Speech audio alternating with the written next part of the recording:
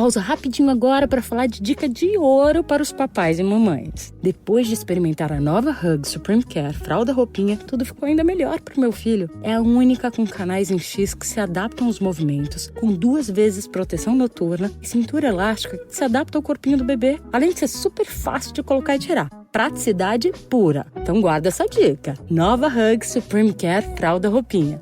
Bebê, estamos juntos nessa, mais do que nunca. Agora curta seu podcast. Doctor, look! Stand aside, nurse. I'm Dr. Homebrew. Stand clear.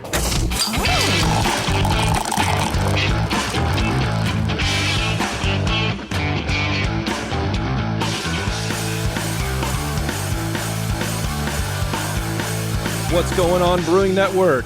It's Dr. Homebrew, and we are back here with a special show. It's not really a homebrew-related show, although, you know, maybe we could con our guest into a little bit of brewing information, maybe just a little bit. But on today's show, Brian and myself are joined by Matthias from the Schlenkerla brewery in Bamberg, Germany. Matthias, welcome to the show. Jason, thank you very much for the invitation and for having me. I think we're going to have a fun night tonight with some smoke beer. I think so too. So for you, it's 7 o'clock in the evening-ish, about, right? You just got done working, and then now you're here, working again. Over here, it's 10 in the morning, and we just all woke up. So this is going to be perfect time awesome. for a morning pint. Yeah, we have four smoked beers from the historic Schlenkerla brewery, and this is and it's all in one show, and we're going to talk, and we're expected to be coherent, and I don't know how that's going to happen. I was telling my wife, it's sort of a double-edged sword doing this show because, number one, I'm fascinated with the smoke beer. I've sort of had been in love and then sort of forgotten about over the course of my beer knowledge, smoke beer. But Schlenkerla is like the apex predator of smoke beers. It's the top, right? And I'm disappointed because I probably won't be able to drink all 4 of these beers this morning. And then, But you can sample all of them. But I can sample all of them. Yeah. So it's like, it's great because we get this conversation. I'm very excited about it. I got a bunch of notes, but I can't drink it all. So, it'll be ceremoniously sacrificed if I can't. And maybe I'll wait. I'll just sip on it throughout the day. Because this beer, even room temp is amazing. Okay. So we're going to you can bring to the beer altar at home. That's right. Yeah, that's right. I'll give it to Brian. Brian Cooper down there has a carboy that he's like a sour beer project where sometimes like the weird dregs he'll just pour in this carboy and then force us to taste it. It's weird. Maybe I'll just give it all to you, Brian. Like the dump bucket sour, yeah. So some of this beer will live on, I think. I may just do, I'm switching from coffee or doing side-by-side with coffee and beer, and then maybe just a little more coffee after the session here, and we can drink some more of it in the evening. So there you go. I have another suggestion for you. What we do, like in our brewery pub, we all pour from the wooden barrels traditionally. And when there's something left at the end of the day in the wooden barrel, which doesn't happen every day, but every now and then when you kind of miscalculate how thirsty the customers are, that beer you cannot use the next day because it's going to be stale, but the beer is perfectly fine. So we actually take that to a distiller and have a beer brand made out of it, a beer liquor. See, okay. We're just going to get right into it. Well, actually, I can't. First of all, the show's brought to you by the folks at 5 Star Chemicals. Go to 5starchemicals.com, join their Homebrew Club program. You get a bunch of free stuff. You get monthly informational, information things. My head is spinning. I apologize because you said distilling, and now I'm all kerfuffled. Anyway, support 5 Star cleaning, sanitizing. That's what you have to do to make good beer, especially at home. But even more so probably in a commercial brewery.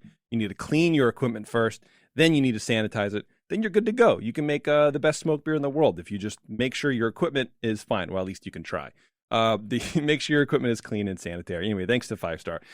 Yes, distilling. So I saw on your website, and I don't know much. When I was first getting into this, actually a couple of months ago, I sort of fell back in love with your beers. And I went on the website and I was like, what else are they doing?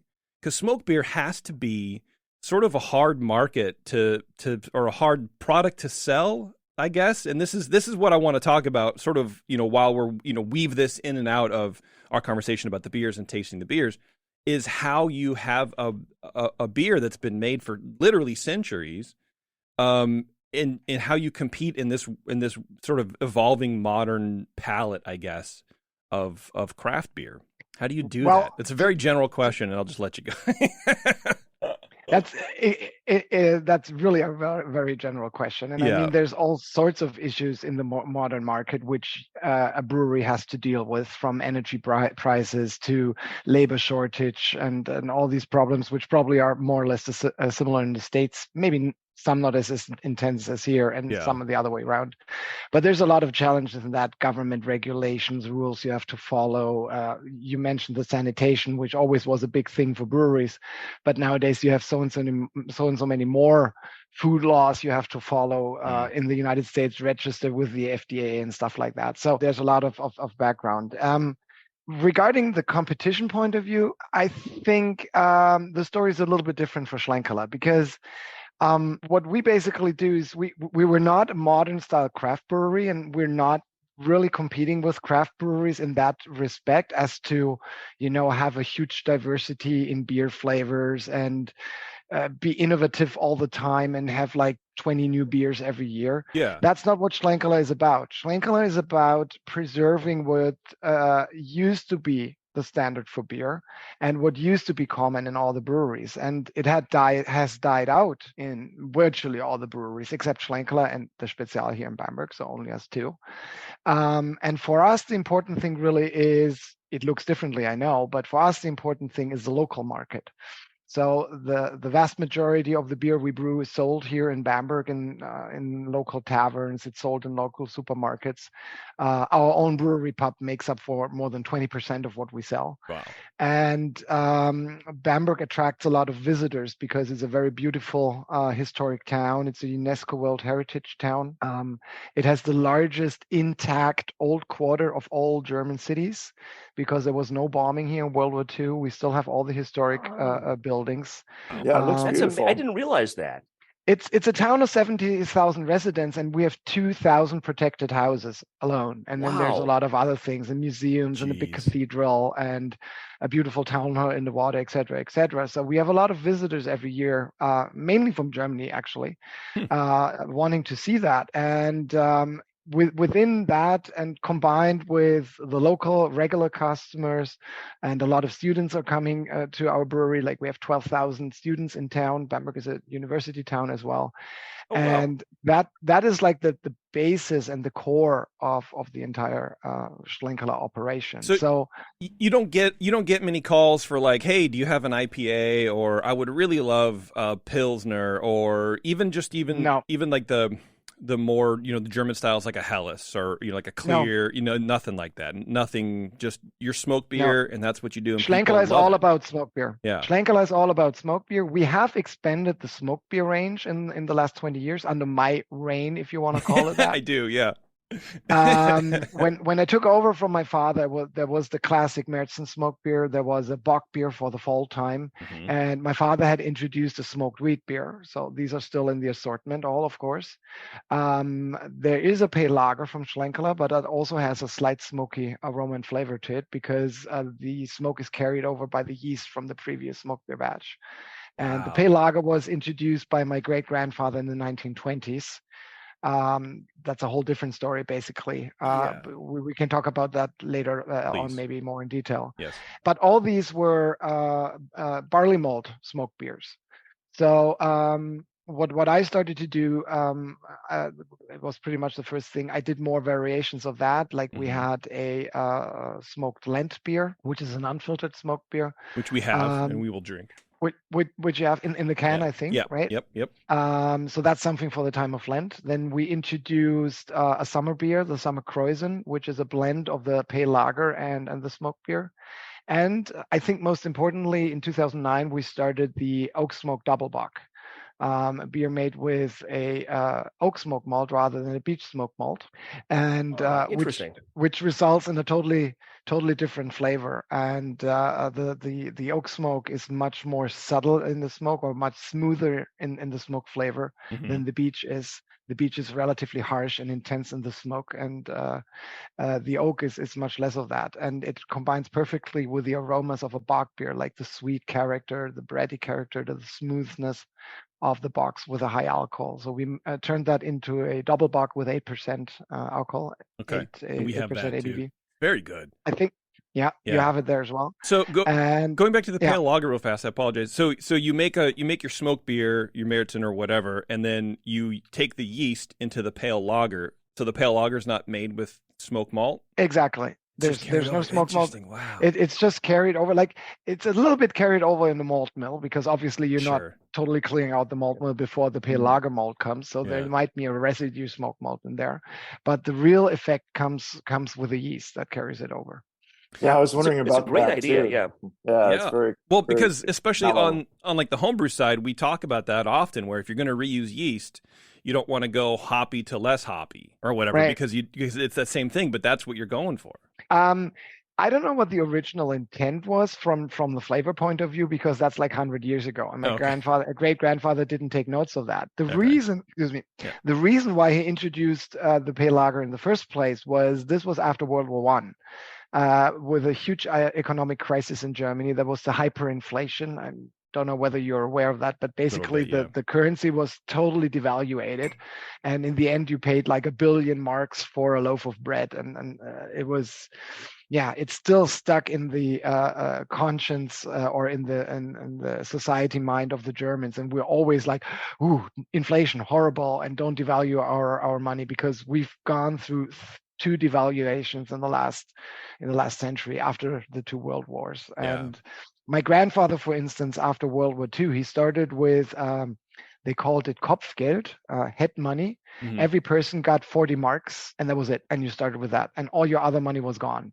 So really, really, really extreme, really extreme times. And for those people who had houses or other property, they made an extra tax in order to they called it how to say that, the balancing or the equalness of war deficits. Okay. So like when a rebalancing or something. Yeah. Exactly. So those people that only had cash, they were obviously hitting the worst. But if you had a house, you had to pay like 10% of the value of the house into a special tax, and that was a relief fund with which they did others. So they tried to level that somehow, but with companies, obviously that didn't work, because you needed to reinvest, or the value was technically zero because the machinery was gone. And so anyhow, that's in the mind of a lot of Germans still when they're talking inflation. So that's why everybody's like wooing at the moment with the current high rates. So in that situation, my great grandfather got a contract from the local train station, from the Reichsbahn, the train system, to supply them with beer. And they said, yes, we take your smoke beer, okay, but we want a regular lager as well. So, and it were dire times. So that was the point where you said, okay, we do the pale lager. And since there was no yeast management in the way that you use fresh yeast for every batch, which sometimes breweries do these days with a yeast propagator and stuff like that, but that didn't exist 100 years ago. Yeah. So you had a continuous reuse of yeast, and you took it from one batch to the next, to the next, to the next, and there was always that residue smoke flavor in there.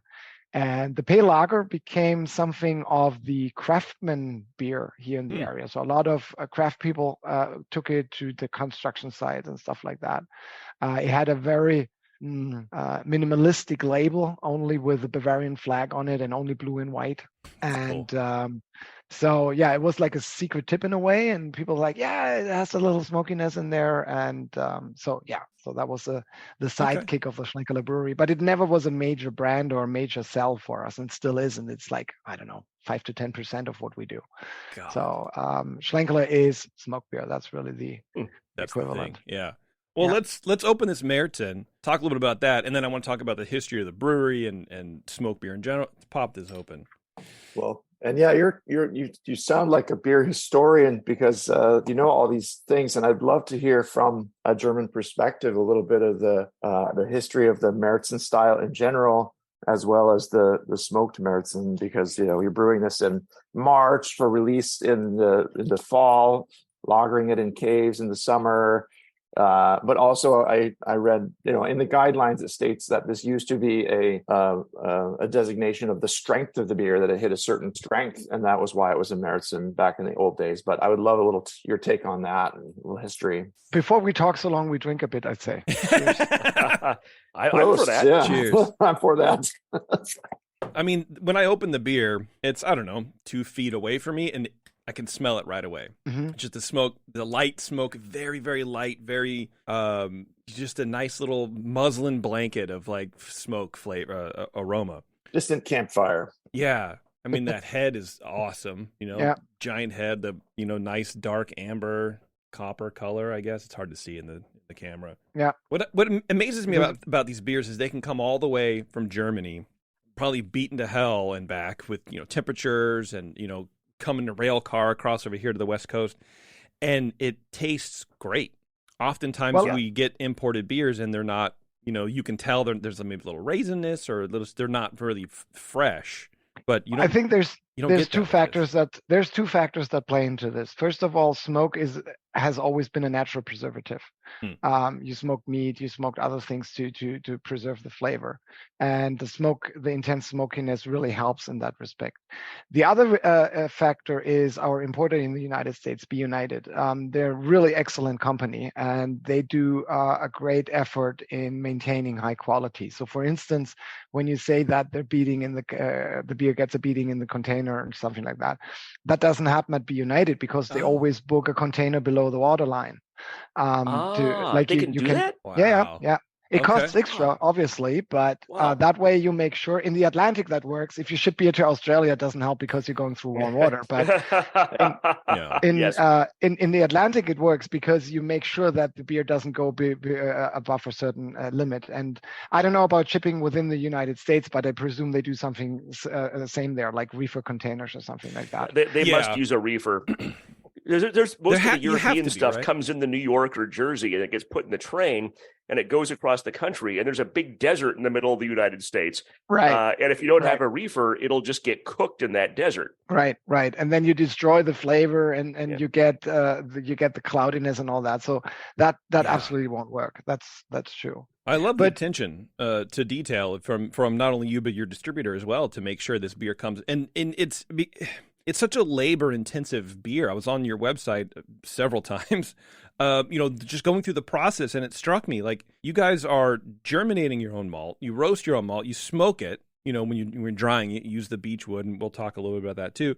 And have you ever thought about, or have there been conversations over the years of like, look, maybe we should just go to like Weirmann or something like that and have them do it for us to save some money?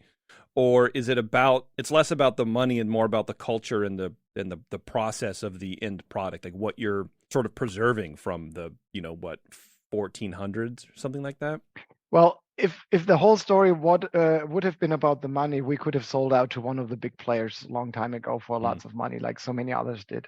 But that never was the issue. Like, I run the Schlenkerla in the 6th family generation, and behind me, maybe you can see that a little bit, is like all my ancestors, the ancestor line, the direct family line, and I'm each of these tearing up at that. Like, it makes me very emotional to like have such a connection with your family history like that. I don't know. I'm honestly like a little emotional about it. I think it's cool. Okay. Yeah. Thank you. Well, like, all right, dude, calm down. No, that's okay. That's okay. I'm not the big emotional type. I'm more the analytical person. Like, sure. At least that's what my wife says all the time. Okay. But I think regarding family history, I can relate because I see it exactly that way. Obviously, you have other options when you go into your business life or your professional life. And I lived in Canada for a year, so my English is okay, I guess. So I would have these options to go other countries. But being able to continue a family tradition like that is so unique. And there's only a few places in the world where you can do something in that sort. We started early on talking about the software companies modern days. Of course, these are huge corporations, but there's no family history there. There couldn't be, because it's just new stuff, right? Yeah. And when I look at the wall behind me with all the pictures from my ancestors, for each of these people, I know what contribution they have done for Schlenkerla. What their uniqueness was. And there's this phrase, you're standing on the shoulder of giants. And I think that very literally what's happened here in a historic brewery like that. The mere fact that we're doing smoke beer today is, in part at least, the achievement of the people back there, because they decided to continue that. So that's a huge chance. That's a huge rewarding job, but it's also a legacy, something you need to continue. Like, I don't want to call it burden, but an obligation. Yeah. So the question of whether to discontinue our own malt production and acquire the malt, outside the question of flavor quality and flavor composition, etc. But that question, and I never posed myself. Of course, you have certain things you look into on the technology level. Like, for instance, we don't have a horse carriage anymore. We use a modern truck to ship our beer. So we do some modern things. Or the brew house is computerized these days. And we're actually at the moment in the process of getting new germination boxes. So they're going to be renewed. So we do invest in that area, but the question to outsource the core of what Schlenkerla is, that's not a question. I mean, then we would be a brewery like any other else, and I for myself would not like that. And I think I'm on a good way in conveying that to my children. So they're like 8 and 11 now, so still lots of time. Yeah. But I have the strong hope, and that one day they're going to see it the same way. Was that instilled on you as a child as well? Or is it something you really gravitated toward more as an adult? I wasn't forced to take over, or it wasn't, infused into me or instilled, as you say it. But it was always present, obviously. Like when we sat together for lunch, for dinner, whatever, my parents were always talking about the business, because business and private life, when you run a place like this, it's not separated. I'm sitting now in my office in the first floor above the brewery pub, and this used to be my children's room. So yeah, I grew up here, and I turned it into my office. And my parents lived in the second floor. My mother died a couple of years ago. My father moved next door, so he still also lives in the tavern. So it's always always there. Yeah. It's always there. That's so great. And does it always smell a little bit smoky there? Like where you are right now? No, it actually does not, because the brewery is 10 minutes up the hill. Oh, okay. Gotcha. I have another office in the brewery, so there, yes, it's always a little bit smoky. But already that is an interesting story from a preservation point of view, or from a historical point of view. Bamberg nowadays has 70,000 residents and some 10 or so breweries. It depends on how you count and who's connected how, and etc. But it's roughly 10. 150 years ago, there were like 70 breweries with half the population, and the breweries were much smaller at the time. And at the time, all the breweries were spread out over town. And the lagerings, however, they were all on one of three hills, the Stephansberg, the Kaulberg, or the Jakobsberg, because back then there was no artificial cooling. So if you wanted to do lager beers, you needed rock cellars in order to make that beer. So in the case of Schlenkerla, the beer back then was brewed here in the back building of the brewery pub.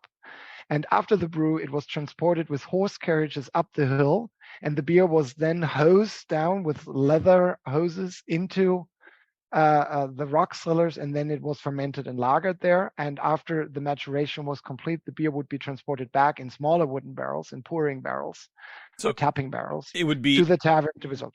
It would be poured, basically pumped in or whatever through hoses. So the barrel stayed in the caves, and the beer just traveled there. Is that what exactly? You mean? Okay. All right. Exactly. Huh. There was a horse carriage barrel, like one big barrel on one carriage. So that was transported up. Yeah. And then with a leather hose, it was pumped, sucked down by natural gravity, basically. Like you suck in a bit, a little bit, and then the guy at the other end of that. What a good job that was. Yeah. I always assumed the barrels just got moved into the cave. That's really interesting. I did not know that. In German brewers' language, even today, when you bring the beer from the fermentation vessel to the lagering vessel, this is called Schlauchen. And Schlauch is the German word for hose. So we still call that hosing, even though today, of course, it's stainless steel pipes. So, and that's the background story. The wooden barrel transport existed also, because at the end of the lagering, you bring it into smaller wooden barrels, 30, 40, 50 liters, something of that sort.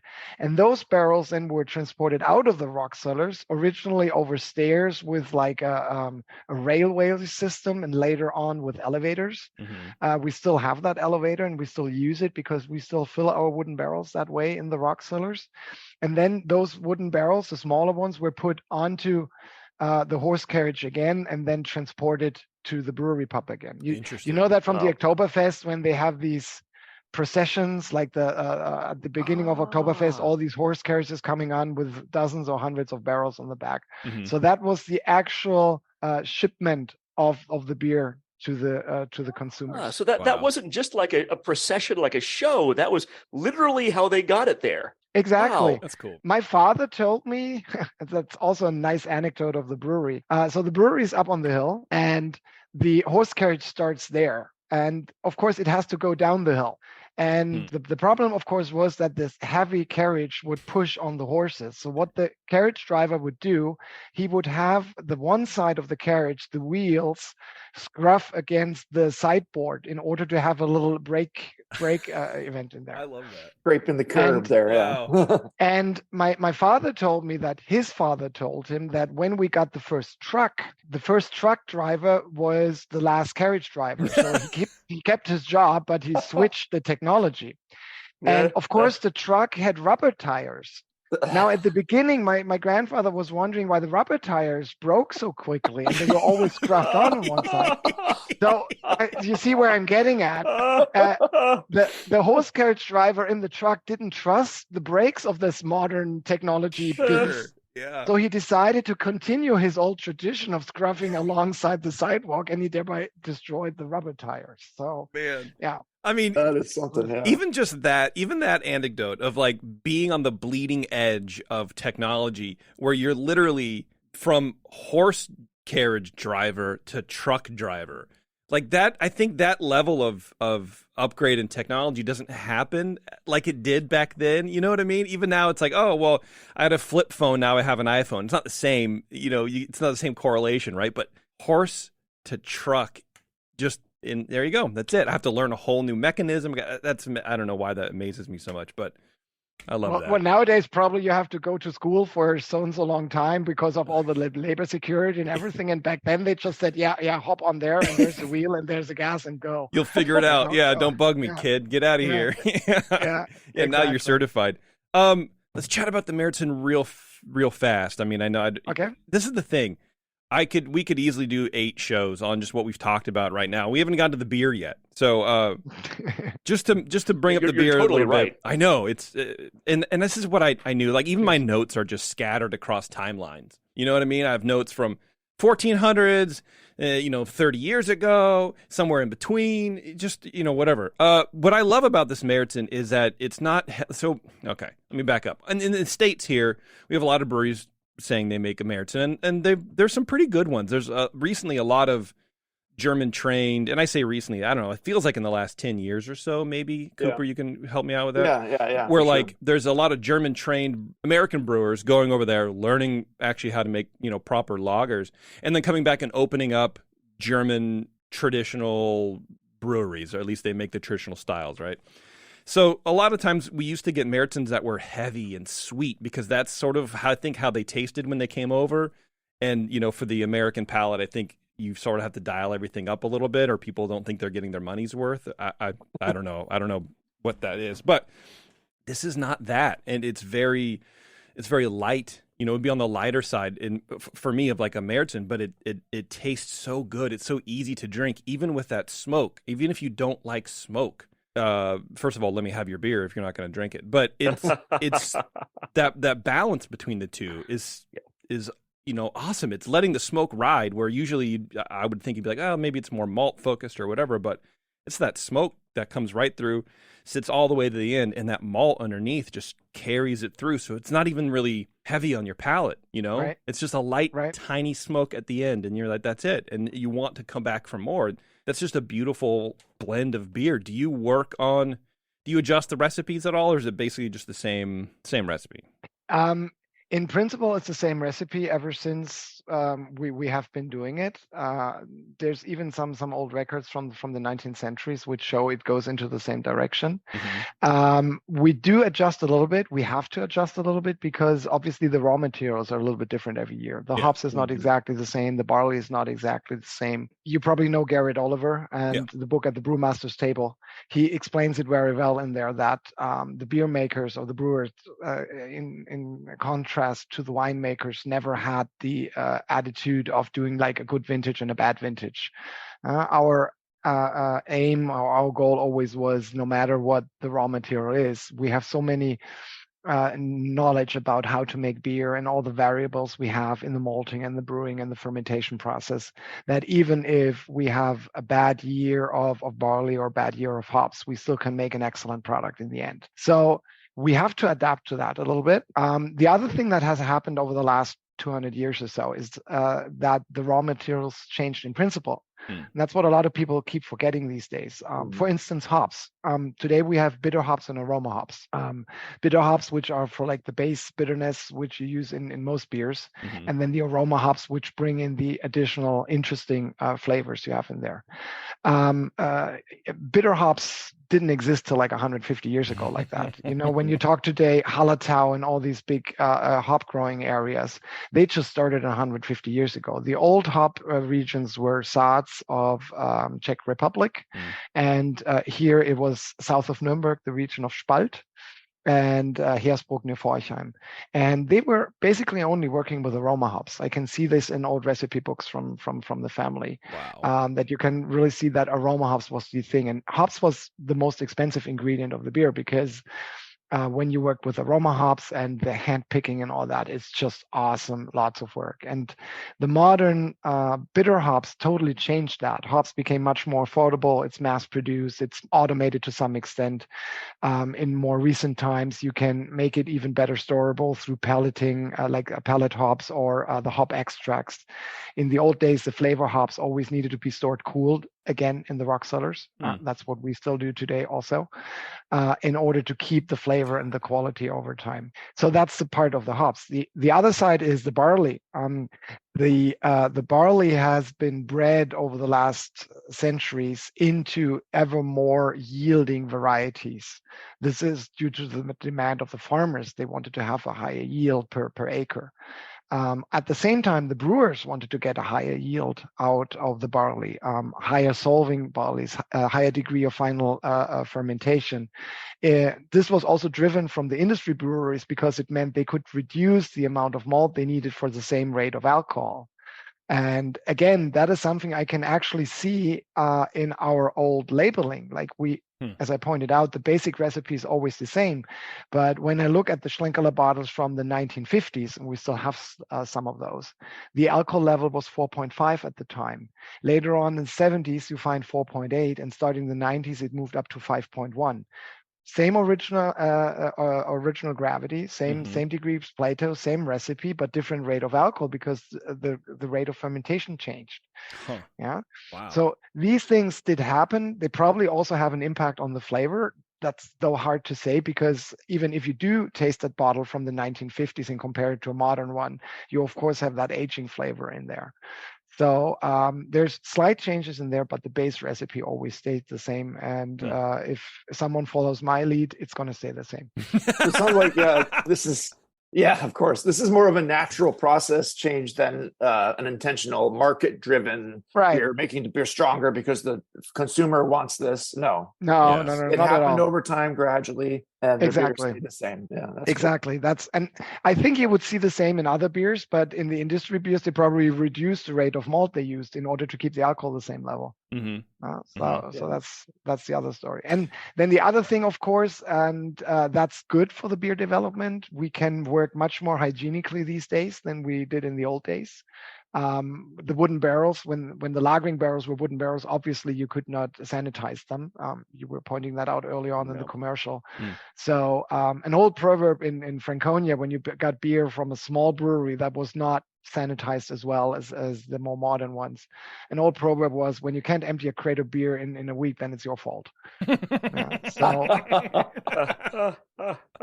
So shelf life was shorter in the old days, but now with the stainless steel and the better hygiene, we can go up to like 12 months easily. And there's no problem with sourness or any impact on the flavor. And as I said at the beginning, the smoke really conserves the flavor. So actually it gets a little bit more smoky over time. Oh, interesting. I would have thought it dissipated a little bit, but I guess as maybe the hops fade, it sort of shifts a little bit, or interesting. Usually, from a German point of view, from a German brewer's point of view, what you always try to achieve is a balance of flavor components in the beer. So you have the hoppiness, the maltiness, the acidity, all that should be on the same level and blend into each other, and nothing should dominate the other. And for Schlenkerla, of course, there's the fourth additional component, the smoke flavor. But what happens over time in every beer is that the maltiness will decrease through oxidation. So when you start with malt and smoke at this level, and then the maltiness will decrease a little bit, your brain tricks you into, the smokiness increase. Yeah.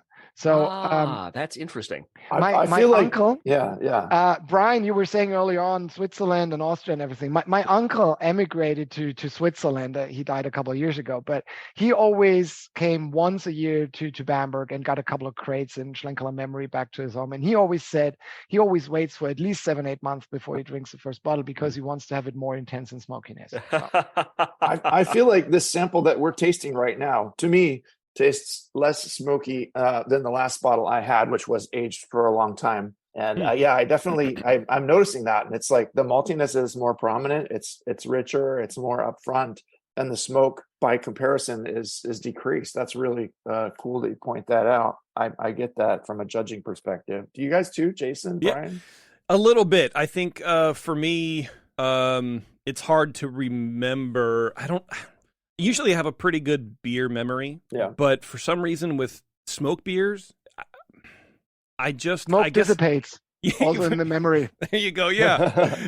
Because we just did a beer judging class, and I used the Schlenkerla. There you go. Come on, our Brian. Class, and I had a bottle that I'd saved from, I think probably from an older Dr. Homebrew episode or something, and it had been around for a while.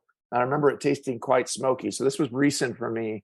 And we also, I guess you're right. I think I'm so focused on the balance of the smoke and the malt when I drink it. Like, I'm so impressed by that. It's hard. I don't know. It is like ethereal and like smoke, where it's just, I know I had it and I loved it, and I it's hard for me to compare the two. But I can see this is fresher. This is more like tasting it at the actual brewery, which you've been to, Jason? No, I was kidding. I was lying to you. Yeah. Brian's like, I want to go there. I'm like, I've already been, dude. I'm just trying to one-up him all the time. Like, I'm there right now. I was there 2 days ago. I'm there right now. What a lot of people actually say when they have the Schlenkerla from the wooden barrel in the brewery pub, that it's a totally different experience. I bet. Of course, because of the wooden barrel and the atmosphere and everything, the carbonation is a little bit lower in the wooden barrel, just because of the way it's filled and poured. But also a lot of people say that the smokiness is not as intense when they have it here on site on tap. And that's the same effect, because when you have it from the wooden barrel, it's at most a week old. Wow. God, I mean, whatever. I've got to go to Bamberg. Yeah, sometime. I know. I'll be right back. Actually, let's take a quick break. We're going to come right back, and we're going to talk with Matthias from Schlenkerla. Hang on, everyone. It's Dr. Homebrew. We'll be right back. What's up, homebrewers? Hey, let me ask you a question. You spend a lot of time making your beer taste the way you want it to, right? Some of you even send beers into Dr. Homebrew for feedback. Well, the next logical step in your creativity is to craft some labels for those beers. And there's nobody better at creative labels than Grog Tag. Their easy-to-use designs let you turn out some pretty amazing stuff, like labels, bottle caps, coasters, even six-pack carriers, with minimal effort on your part. They have a range of label sizes that fit any vessel you can think of. Bottles, cans, growlers, kegs. GrogTag has you covered. Head over to grogtag.com today and check out their line of amazing, fully customizable templates and get your beer looking its best. Grog tags are water resistant, reusable, and will have your naked bottles looking great in no time. That's grogtag.com, and be sure to use code BNARMY at checkout to save 10% on your order. Pausa rapidinho agora para falar de dica de ouro para os papais e mamães. Depois de experimentar a nova Hug Supreme Care fralda roupinha, tudo ficou ainda melhor pro meu filho. É a única com canais em X que se adaptam aos movimentos, com 2 vezes proteção noturna e cintura elástica que se adapta ao corpinho do bebê, além de ser super fácil de colocar e tirar. Praticidade pura. Então guarda essa dica. Nova Hug Supreme Care fralda roupinha. Bebê, estamos juntos nessa, mais do que nunca. Agora curta seu podcast. Hello, fellow BNers. This is Sully from the 21st Amendment Brewery located in San Francisco, just 2 blocks from Giants Park. Before Nico and I opened the 21A and before I was a professional brewer, I homebrewed on my small 4-burner apartment stove in a back house in Santa Monica, California, making my extract brews before graduating to the daunting idea of all-grain brewing. Homebrew books and information was hard to come by back then. The internet hadn't been invented yet, along with other things we take for granted today, like electricity and potable water.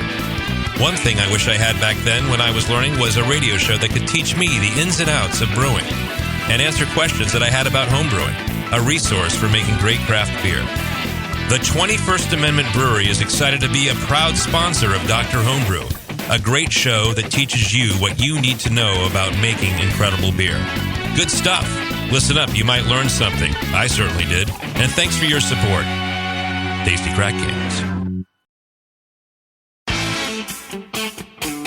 I'm sorry to tell you this, but we're going to have to pour you out. Back to Dr. Homebrew. Thanks for hanging on, everybody. We are back here with Matthias, excuse me, from Schlenkerla, and we're going to be cracking another beer. Matthias, what is the next beer we should be trying? We had the Meriton. Okay, what else do you have? You had the lager, I think. You had the Fasten beer. We have the Fest beer, we have the Urbach, and we have the Doppelbock. Fest beer, Lent beer, not Lent Fest beer. Sorry, Lent. Lent beer, then go with the Lent beer. Got it. Okay, in the can. That's the second strongest, so that makes sense to me. It's the only product that I could find out here in a can. Is that are you moving to cans at some point? No, that's actually a unique thing from our importer in the United States. They have a tank container project. It says that on the can on the back when you want to read up a bit. Basically what they do, they send around tank containers to their brewery suppliers around the globe. And these are individually controllable tank container units. So you can adjust pressure, temperature, everything inside as you need it. And so basically they're movable lagering vessels. And the beer is transported in those tank containers over to Connecticut to their warehouse. And there they have a canning line. And they actually can it. And that's all pre-ordered, pre-sold. So it's maximum freshness. So the tank container gets in 1 day or 2 days after it's filled into cans and goes out to the customers. So wow. As I was saying earlier, they have an awesome focus on quality and on freshness. And also the draft Schlenkerla they sell to supermarkets that also comes in with the tank containers, and from there goes to US kegs, Sankey's, and then out to the pubs and stores. Wow, that's interesting. That's very cool. Again, another thing I've never heard of, a distributor just buying. I mean, I guess it's a lot like some of these whiskey distributors or like liquor stores or whatever. You can buy a cask and then or do a blend or whatever specifically for that store with their own private label. I guess it's something like that, but in the beer world, I've never really heard of that. Well, that's cool. Be United, the founder is actually a German who emigrated in the 1990s, and he wanted to start a company to import the most renowned beers in the world. He got that little booklet from Michael Jackson, the beer hunter. Yeah, nice, dude. That's so cool. Basically, he said, I want all the 5-star beers in my portfolio. And he pretty much managed to do that. And he's an extreme entrepreneur. He has a huge warehouse now. They also have their own small brewery, do experimental stuff with a cool ship. And they have their own bakery, and they roast their own coffee, and they have African style beers, which they ferment in some ground hole and stuff like that. So they do a lot of crazy things. They have their own honey. And I think we got to talk to they have this guy. they have this tank and this tank container project. When he approached me, when was that? Like 15 years ago that he had that idea. Mm-hmm. My initial thought was, oh wow, I'm not sure whether I want to do that, because you give out a lot of quality control out of your hand. Yeah, you can have a lot of problems when you get infections in the canning line or in the bottling line. Yeah. So he sent his son over, who's also in the business nowadays, and he was doing an internship at our brewery, and we talked about everything, and we showed him everything, and he was so eager and into all the topic, and knowing the way they come from an area in Germany called Schwabia. And out of Schwabia is all the big car producers, or most of them, Mercedes, Porsche, Bosch, all that comes out of Schwabia. And the Schwabians are known to be perfectionists in Germany. So I said, well, they can do it, and I trust them, and they just do it perfectly. And that's why he said, yes, let's go with that. I love that. I don't think you can say that in the States. I don't think you can say like, well, yeah, the people from Michigan are known for this, so I'm going to just do the thing. You know what I mean? Like, I don't know. I love that that just sort of inherent trust of like, yeah, okay, you talked me into it. I love that. You're a Schwabian, you're okay. Yeah. You have to keep in mind, Germany wasn't a united nation until like 150 years ago. There was a ton of German states. Austria was a German state. Bavaria was a German state. Prussia, etc., etc. And only when it got together against the outer enemy, they might have aligned themselves, but very often they didn't. Yeah. So, for instance, in the Napoleonic Wars, Bavaria was fighting on the side of Napoleon against the other German states. So this is just the way our history was, and only in like the 20th century we found our way into being one nation, which wasn't the best ways of all, as we know too. So what do you mean? I don't understand. We're still working on that ourselves, man. Yeah. Oh, yeah. Actually, I think it's going the other way over here. But we still have that history, and I think, I don't know about America, to be honest, whether people consider themselves Americans or Californians or Massachusetts or whatever. It depends on your politics. And probably. Your location, but yes, politics and location. Like, people are really proud of being Californian, right? And I think they identify with that first, but I think that lacks a world view and like an experience, because it's just, well, we're in California, we live in California, and we go to Texas, we're from California. But it's also the other side where, like, Texas hates people from California because we have quote-unquote progressive politics. So it's like, it's that thing. So there's a lot of infighting between where the West Coast is so far away from the rest of the country. I mean, this is you've been to North America. This is a gigantic country. And people can live in California, travel for hundreds of miles, spend their whole life and never leave California. Right. and still see like thousands of things and have a great experience and whatever. Yeah. So that's our geography kind of lends us to be maybe a little more isolated in some ways. Back to the beer. And here you travel like 1 or 2 hours and suddenly you speak another language because you're in a different country. Yeah, exactly. Which is so great. I love that. I love that. That's what's infinitely fascinating about Europe. And I think your history in general especially with the brewery, because I was reading on your website, and anybody who's remotely interested in let's just say beer history in general. Maybe you're not a big smoked beer fan. I understand that. That's fine. Everybody has their thing. But go to the Schlenkerla website, because there's such a history on beer culture and brewing history. So you guys are on a location that was built originally in 1310. That's correct? Well. Sort of. Okay, the well. Okay. Sort of. Correct me, please. The town of Bamberg has more than 1,000-year history. So we started in 973, but that's a different story. The Schlenkerla Tavern has its first documentation in 1405, the building that is. It was at the time the House of the Blue Lion, and later on it was the Brewery of the Blue Lion. That was 1405. The 1310 you're referring to, that exists also. That's one of the rooms of the tavern, the so-called Dominikaner Klause, which looks like a chapel with, Gothic ceiling. Mm-hmm. And this chapel is part of the former Dominican monastery of Bamberg, and that was founded in 1310. Okay. So, yes, there is a history starting 1310, but no, it was not the beer history. Right, right. We actually don't know when the first beer was brewed here. There's a number of hints and clues, but there's no official first brewing record. Mm-hmm. And when you look at the dates of German breweries, very often they say, they're really old and, founded this and that year. Most renowned is Weinstefan, which claims to be the oldest brewery in the world, starting at 1040. You always have to be careful with those numbers on how to interpret them. For instance, the document that presumably proves that Weinstefan started in 1040 making beer is a known forgery from the 16th century. So oh my God, I can't even imagine a known forgery from 500 years ago. That's hilarious. Yeah, for us, I think it would just be credence. Like, okay, yeah, it's that old. It has to be. That's actually the point. A friend of mine works as a history professor here at the University of Bamberg, and he says the question, what is a forgery and what is not black and white. It's really something a lot of shade of gray, because back then only few people knew to write anyhow. So you really have to look into the entire configuration before you say, oh, this is false or this is true.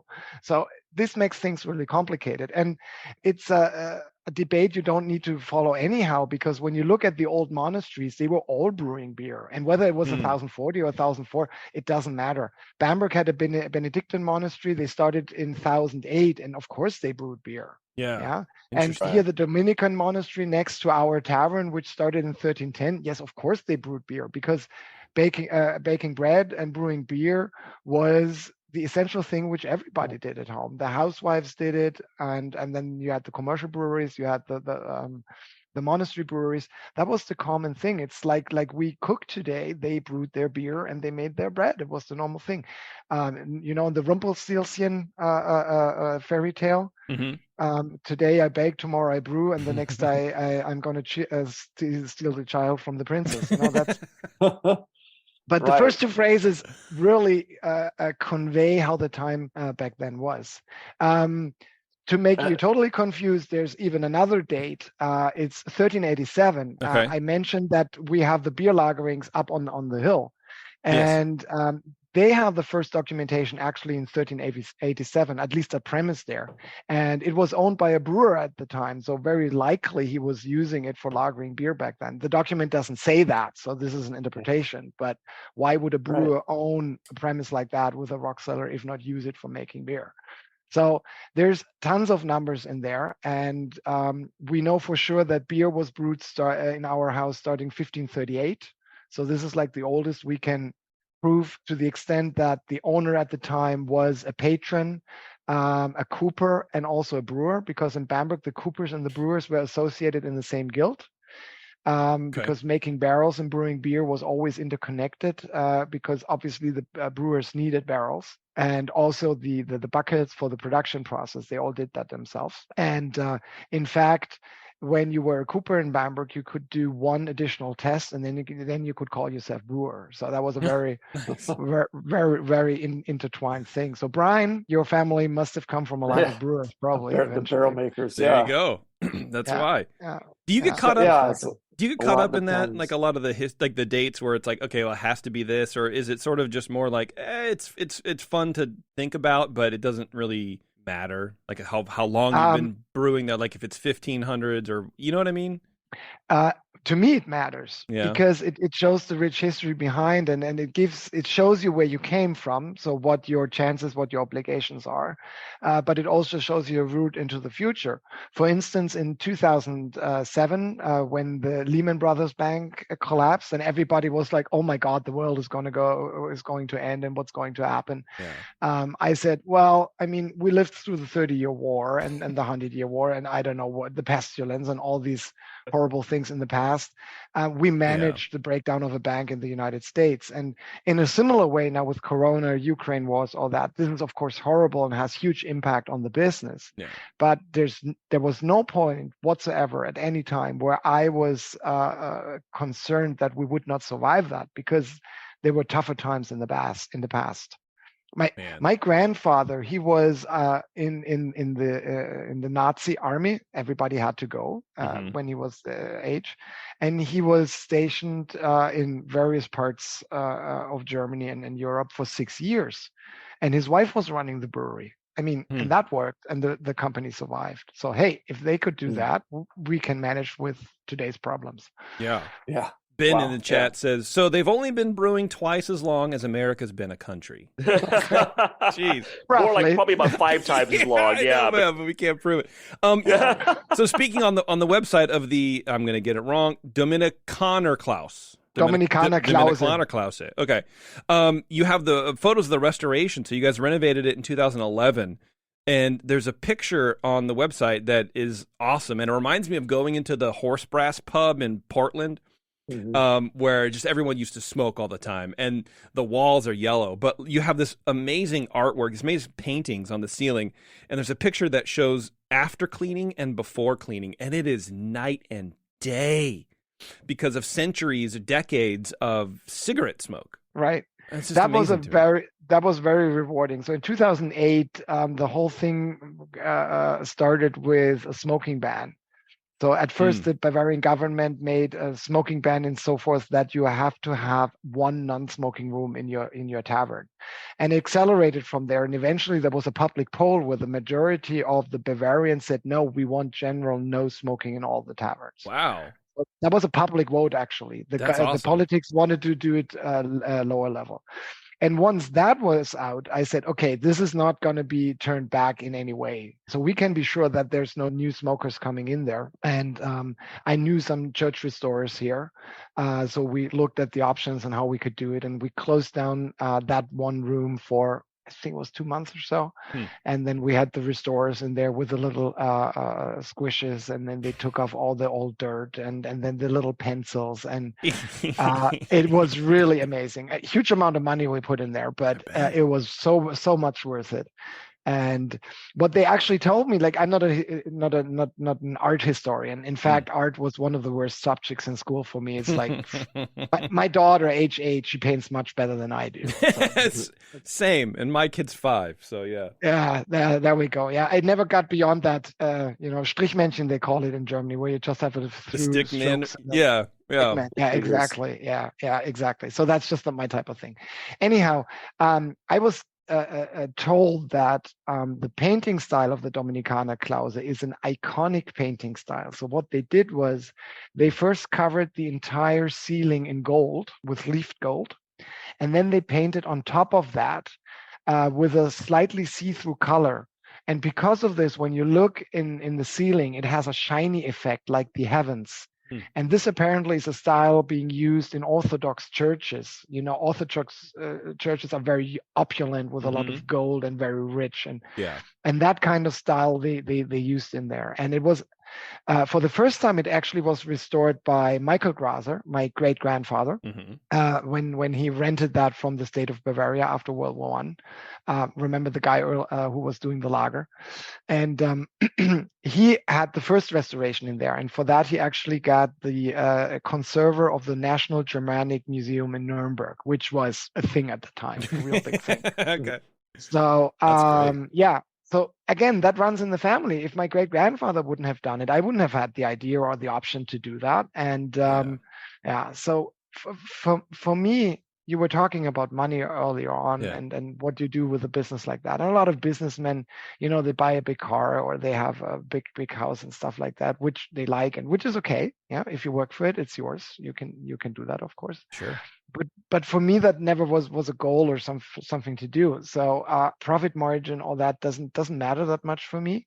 I rather put the money into things like that, which are gonna, and that's my intention. These things are gonna stay longer than I will be around. And maybe one day when people look up there, they will remember, oh, there was this guy back then. He was talking so much all the time about history. But hey, here with the ceiling, he did.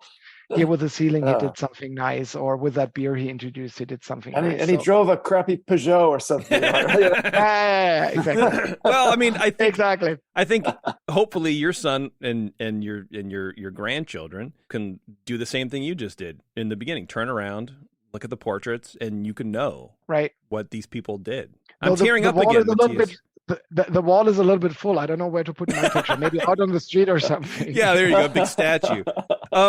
Real quick, I want to comment on the guild lamps in that room. Right. But I think they're hilarious. So apparently there's 4. Then they each have the crest of the different guilds: the Bakers Guild, the Brewers Guild, the Butchers Guild, and the Fishers Guild. And they even have sayings underneath, and these are translated on your website into English, thankfully. The Bakers Guild one made me laugh very hard. It was, large buns bring no profit. They should be smaller. Just that I don't know if it's irony, but that sense of humor in how to run a business, because that's what it. I mean, you have to make money so you can buy product to sell it. I don't know. I think that was very funny. I don't know. I like large buns, and I cannot lie. Yeah. That phrase actually sounds like the 150th rules of acquisition from the Ferengi, doesn't it? Uh-oh, Cooper. There you go. Star Trek. In the Brewers Guild, one is water is the element which the brewer knows best. I mean, that's a little on the nose. But the Butchers Guild one is very funny, too. The guild would be twice as big if bones could be sold as meat. And then, of course... that's rule 47, right there. You go. The Fishers Guild is if the fish does not enter your net, kill it with a stone. I don't know. That is very that's something for the philosophers. I don't know how to interpret that one. Yeah, I'll take their word for it. Sounds fine to me.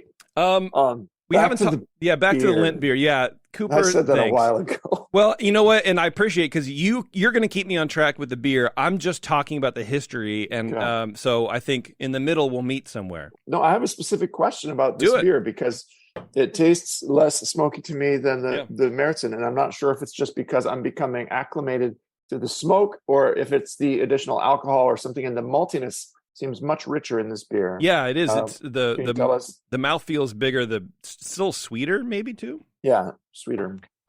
There's an interesting story to the Fasten beer. So this was like the first new beer I introduced when it took over from my father. I think it was 2005. And I wanted to do, or my general idea was to have a number of seasonal beers in order to give something for the regulars that come in every day, to have something different for a change.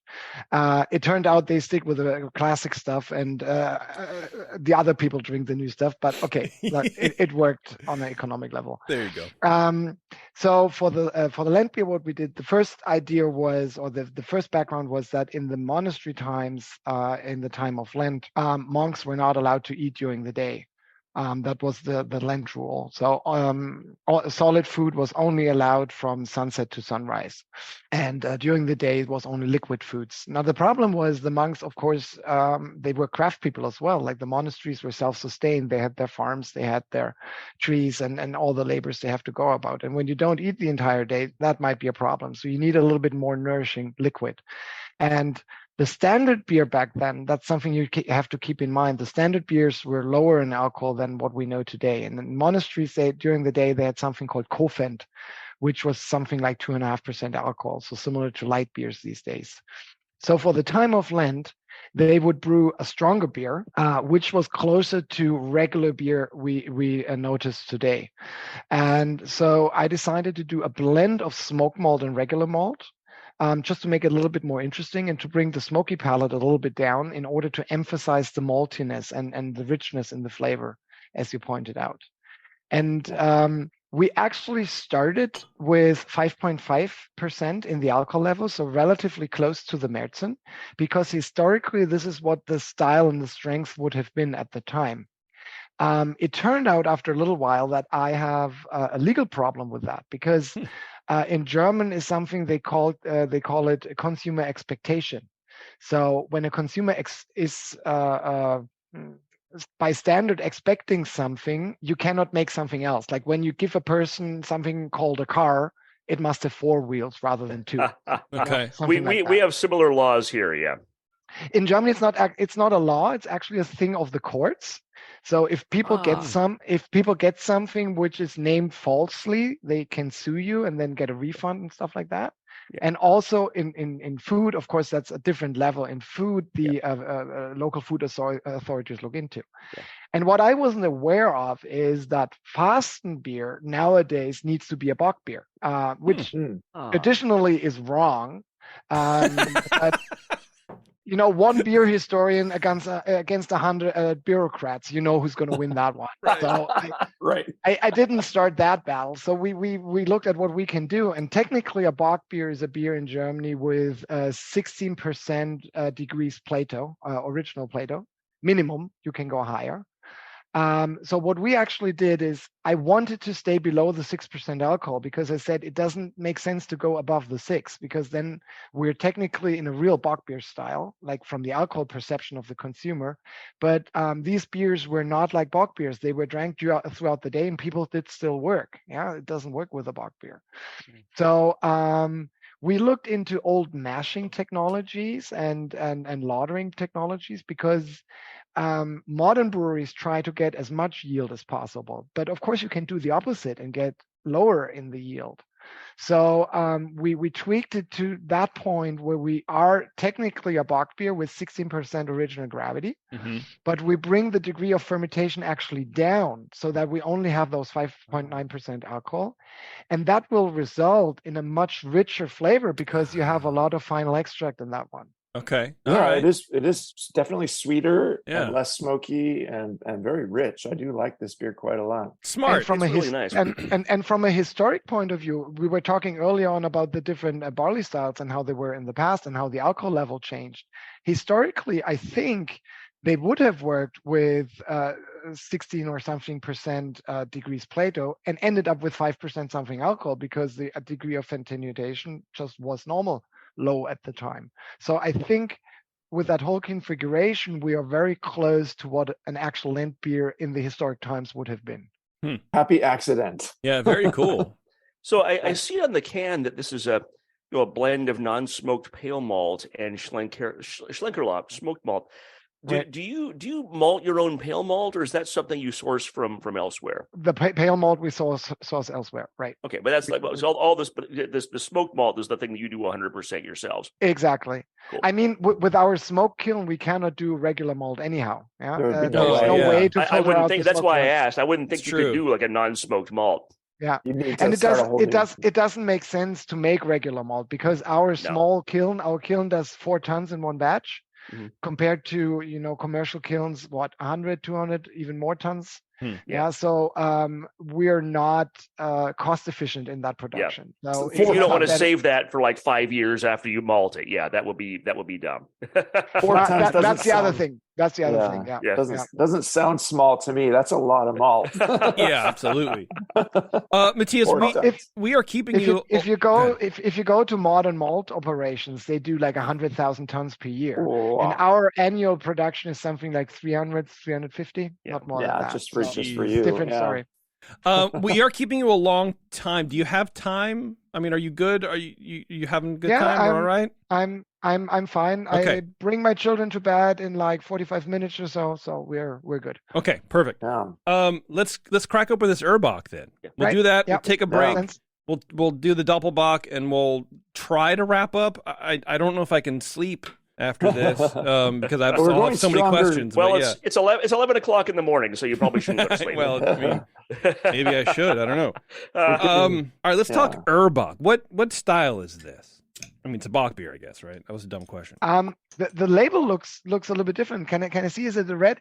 Yeah, exactly. It's the Urbach. Okay, yeah, just making sure. Yeah. Urbach is a traditional Bock beer. So the history of Bock beer goes back to the city of Einbeck in Germany. The story goes something like this: Einbeck, which is a town in the center of Germany, was part of the Hanse Trade Guild, and they sold a lot of beers. And since they did not have access to a port or did not have a port themselves, they need to transport the beer with horse carriages, which was slow. So they would brew the beer a little bit stronger in order to make it shippable. Oh. And when later on that style of beer was copied elsewhere, they called it beer Einbeck style, meaning strong beer. And over time, that got synonymized with Bock beer style. Interestingly, the Bock is in German language, the name or the term Bock refers to a male goat. So very often in modern Bock beers, you will find the depiction of a goat in there, which doesn't make sense at all because it has nothing to do with goats, like goat, I don't know, milk in the beer or whatever. Yeah. It's just that etymology change of Einbeck to Bock beer. Einbeck to Bock. And like the celebrator. Urbach means original Bock beer because I think that's something you want to talk about later on as well. The kilning of malt over open fire is the original way of making malt, at least here in Europe. Yeah.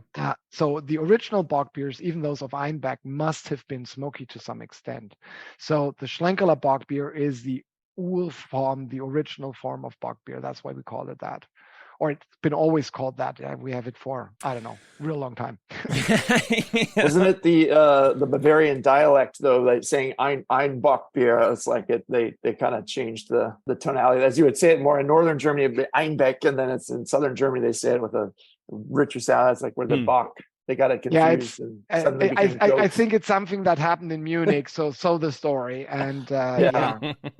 That's great. As usually with those legends, you have to be a little bit careful because you never know how much modern marketing flows into there, or mouth to ear propaganda over time changed the story.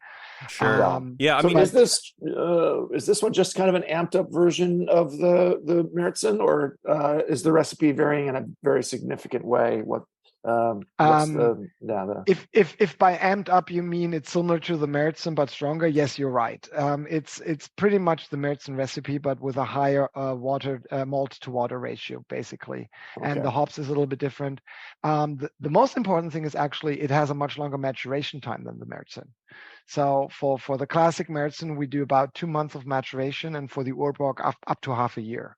Wow, which really does something to the flavor. This is amazingly smooth. It really is. Oh my rich, God. and It's such a smooth, amazing beer. Yeah. Cooper said amazingly smooth, and Shar said smooth amazing. And these two are Grandmaster BJCP judges who describe beers for a living. I don't know. The best descriptors we're just fanboying here for Matthias. And it's really hard, man.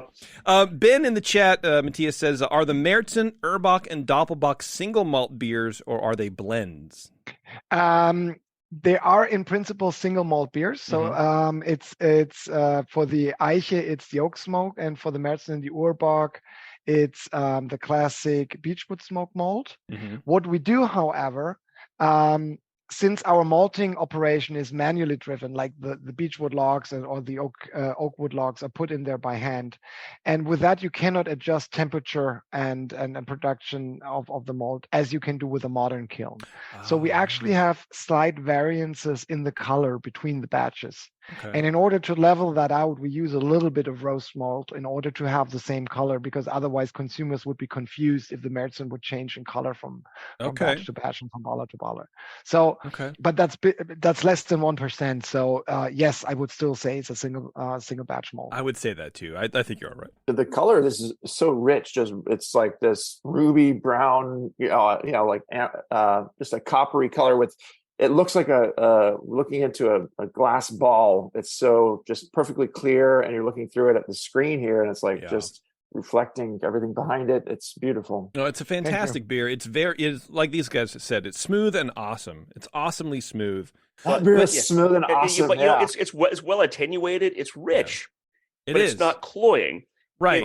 It's not super dry like a Pilsner, but it's still very well attenuated, and it has just a wonderful mouthfeel and wonderful flavors. And it is just absolutely crystal clear. You can't tell because of the reflections here. It's not all that. I get a little bit, like a tiny little prickliness, and I'm attributing it to the smoke. Just like a little bit on the tongue, more than I have with the other beers, which I imagine makes a little more sense because there's probably more smoked malt in here. I mean, obviously, right? But it doesn't taste smokier, and you think that's probably because of the higher gravity. So there's more malt, there's more sweetness. It sort of balances out a little bit. You also have a higher rate of final extract because of a degree of fermentation in such a high malted beer will not be as big as in a beer with less malt. So as I was saying earlier on, the balance, which is the thing German brewers always aim for. So with the Urbock, you're on a higher level than on the Märzen, but you're still in the balance. So you have more hoppiness in there, more maltiness, more smokiness. Right. So yeah. Right. Yeah. It could be well attenuated, but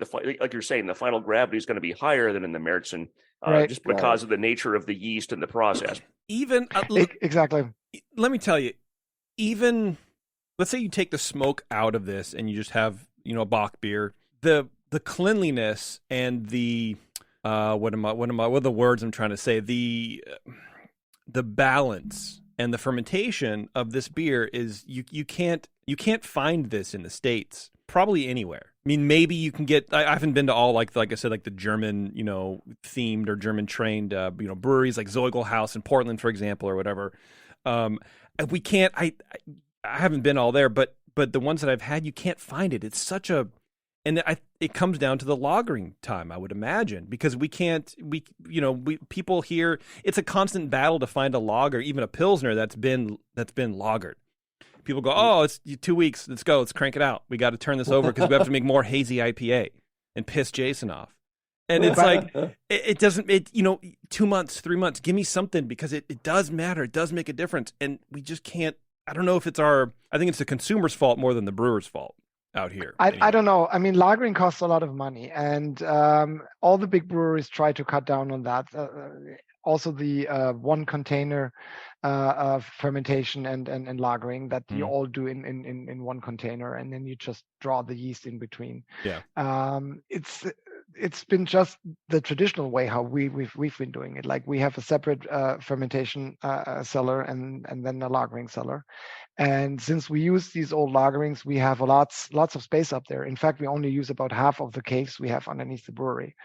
So the cost part, of course, is intense. These lagering vessels. We used to have aluminum lagering vessels, and I exchanged them all into stainless steel because the hygiene and the quality is much better in those. And these are generation investments. Like you cannot calculate an ROI of 3-4 months or something, or 3 or 4 years. Right. We're talking decades here. Yeah. But it's a great point, because most American craft breweries and American small breweries, most of them are brand new. Yeah.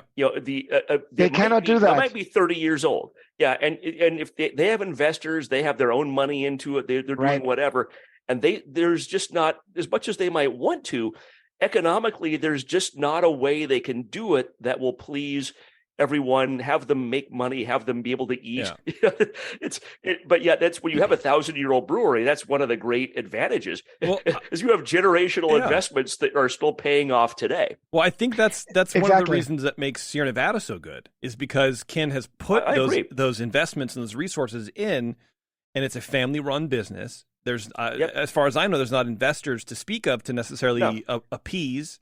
And so, they're doing things like sustainability. They're focusing on solar. They're focusing on recycling. They're focusing on wastewater, and also improving their products and pushing it out. And it's that, hopefully that continues for generations. It's a great beer brand. Ken doesn't have a board and shareholders and investors telling him he can do what he wants. Yeah. And that's, Matthias, you kind of have that luxury to some extent, which is great. Yeah. Exactly. Interesting. It's circumstantial. And I mean, my board of directors is back there. Yes. So I always kind of think, what would they have thought, and what would they approved and not approved? So that's an issue. And of course, my father's still around, and he's a very strong board of directors. I can assure you that. I could imagine. Yeah. So you don't want to have him disapproving of what you're doing, and he's right there next door. Exactly. So we continuously talk about everything. Of course we don't agree on everything. That's just normal. And in the end, he says, you do it as you want, and that's fine. But he always says, listen to me first before you do something, and then make your decision. So Smart. It's like the elder advisor, and that's I mean, he's 82 now, but he's still totally good in every condition. So I think that you pointed it really out. Coming from that long history, you really have more options in that relation, and not having to talk to investors and getting them shareholder value or something. Quarterly reports, I don't care about quarterly reports. I have my statistics, I have my figures, I know where I have to look into, and obviously we need to make money at the end of the day as well, and have to look at our costs and all that.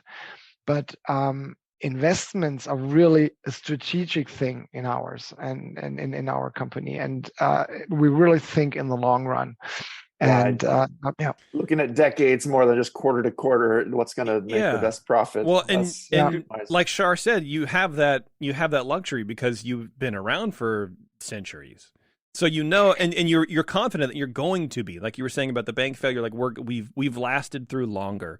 We're going to be okay, so we can justify doing this because I know 30 years from now we're still going to be around producing great beer, and it's going to be fine. Everything will be okay. Exactly. I mean, we can do this because we have been doing it like that, and we will be able to do it because we do it that way. So it's, okay. all ends of the same story. Yeah, I got you. And the only thing you have to make sure is that there's no generation in between that does it differently and wants to turn it into a pizza parlor and so. Exactly. IPAs and pizza. Yeah. Should we move on to the Doppelbock so that Matthias can put his kids to bed in a little while? What we're going to do is take a break because I need to release some of this beverage. And then we're going to come back. We're going to crack the last beer. And then I want to talk about Smoke Beer Preservation Day, which, of course, is on July 23rd. Maybe a little bit of the history of smoked beer, and then we'll split. Sound good? Sounds good. All right. Hang on, everyone. It's Dr. Homebrew. We'll be right back.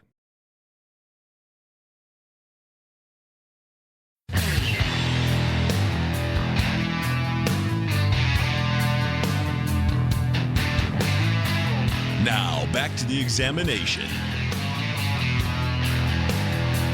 All right, thanks for hanging on, everybody. During the break, Matthias was schooling us on not only beer history, but banana alcohol. Bananas and alcohol. What's up with that? This started by talking about their low alcohol beer, the 0.9 that they make on site. And what was that one called again, Matthias?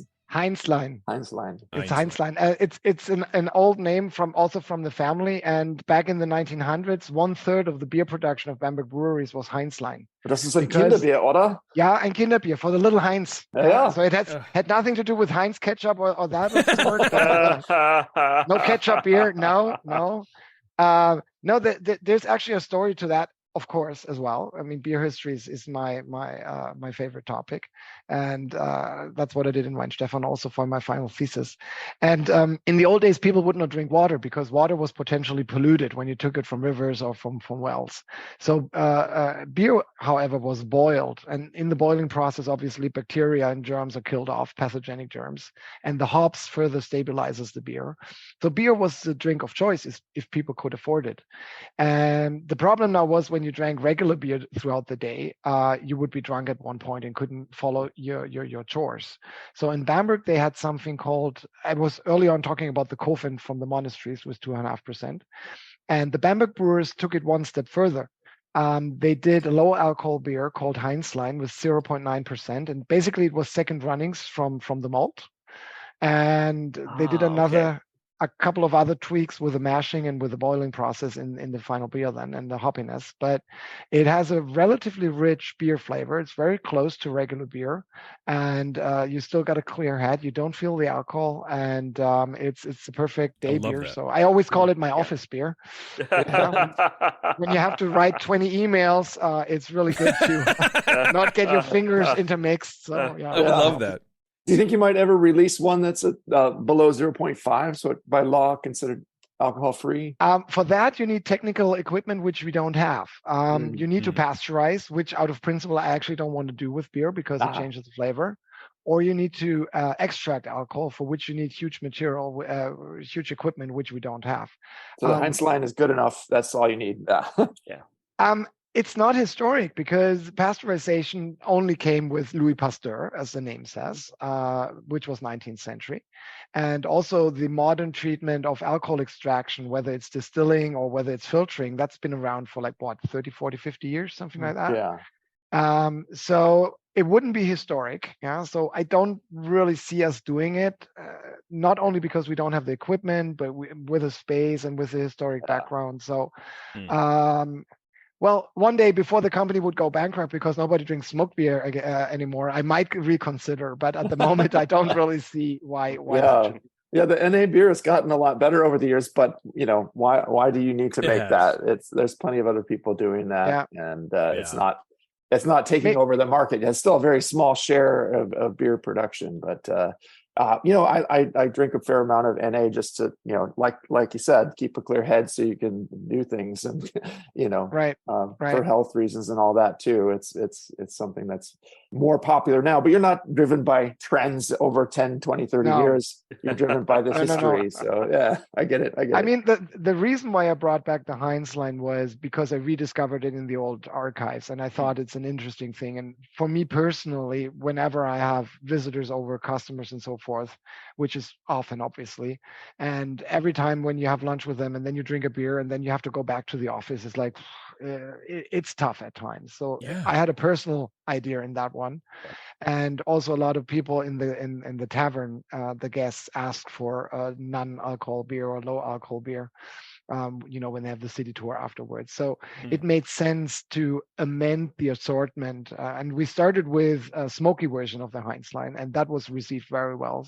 And so we expanded it in Corona times because we had the time to do something like that. Yeah. And so there's a pale Heinz line and a dark Heinz line, but that's just a thing for the local market for the moment. We plan to start exporting, but I'm not sure whether that's going to end up in the United States, because I think with all the import hassle, transportation costs, et cetera. Has to be. It has to come here. I love a low alcohol beer. It's funny that you mentioned have we started the actual show yet? Yeah. Have we? Oh, yeah. Okay, good. Have we? Yes, yeah, we have. So. It's being recorded. It's funny you mentioned, having lunch and then going back to work and having a beer. Like, oh my gosh. It's funny you watch like Mad Men, or you think about the 50s where everyone had a 2-martini lunch, and then they go back and they have a scotch, and I think that's why I had some weird ads in the 50s, because everyone was just drunk. Just absolutely think about blitzed. the fact that was 20 years after Prohibition, maybe. And it was maybe 10 years after the war. So everybody was all like, and America was sitting real high on the hog at the time. It was like the biggest. We were like the biggest industrial country that hadn't been totally wiped out. So people could do things like have 3 martinis at lunch and still function because what's the competition? Yeah, I guess that's probably true. Speaking of emails, Matthias, I emailed you for research for a smoke beer on a show I did back in 2014, and you responded to me. And it's funny because I just sent it to like the general inbox off the website, thinking I'm never going to hear back, because number one, what do they care about some schlub in the U.S. going, hey, I love your beer. How do I do it?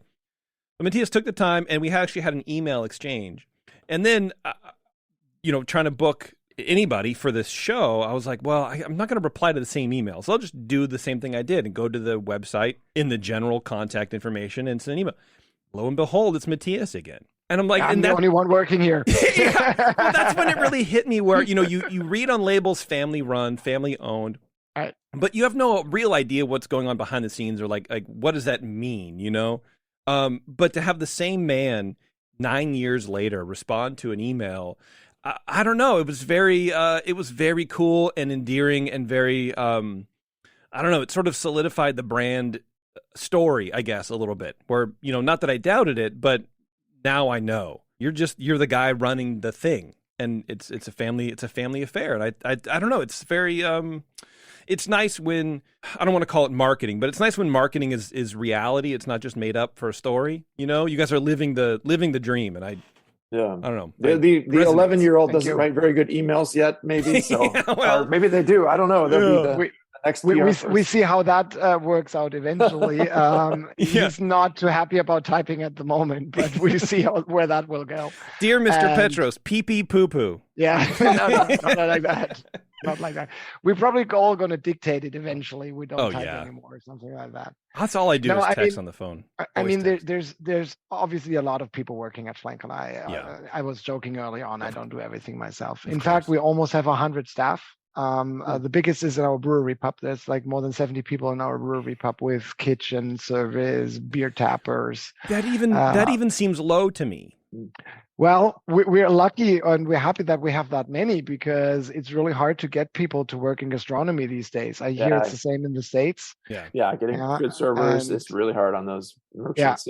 And we could hire some more, but there aren't any more out there. And I was talking early on about Bamberg being popular with tourism. So there's a lot of gastronomy here. So there's a lot of competition, and not competition for customers, but competition for workers.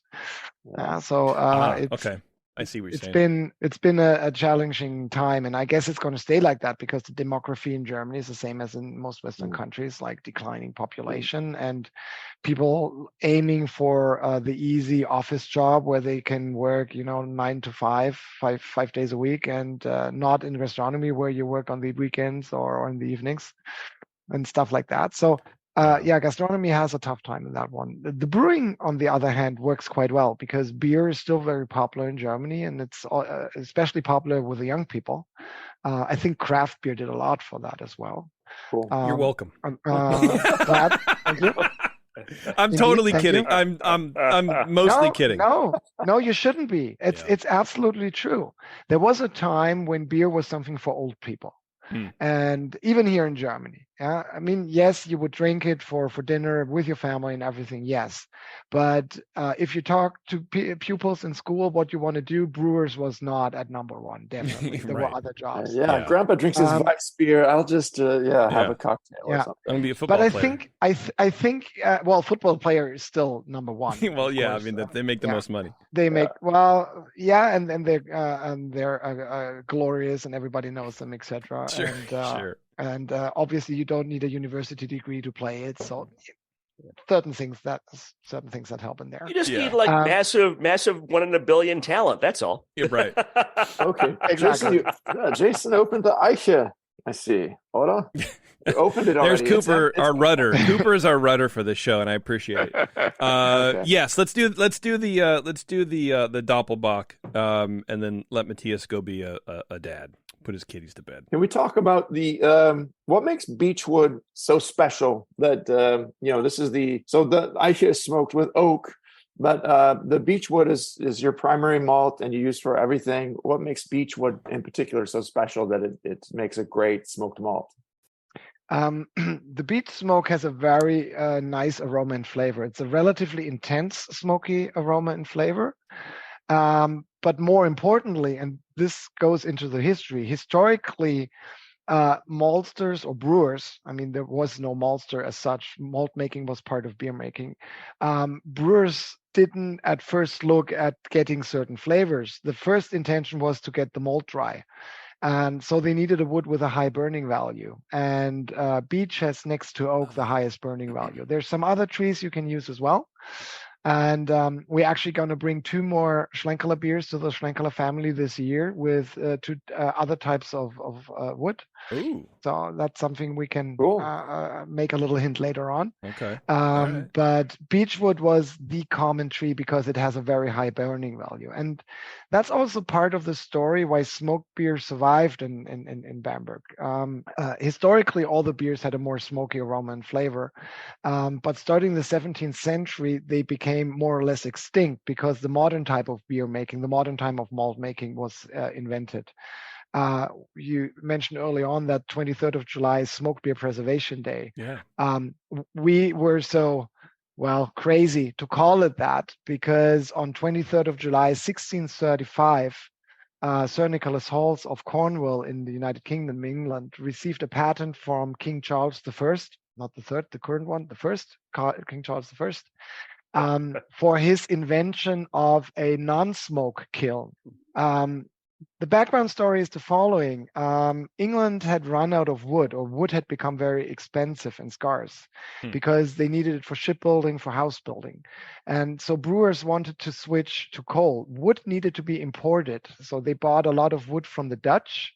And the Dutch, which were the biggest trading nation at the time, in turn got the wood from the Baltics, from Estonia, Lithuania, Russia. So history repeats itself. Yeah, England was dependent on energy imports from the east, and they didn't like that, right? So they wanted.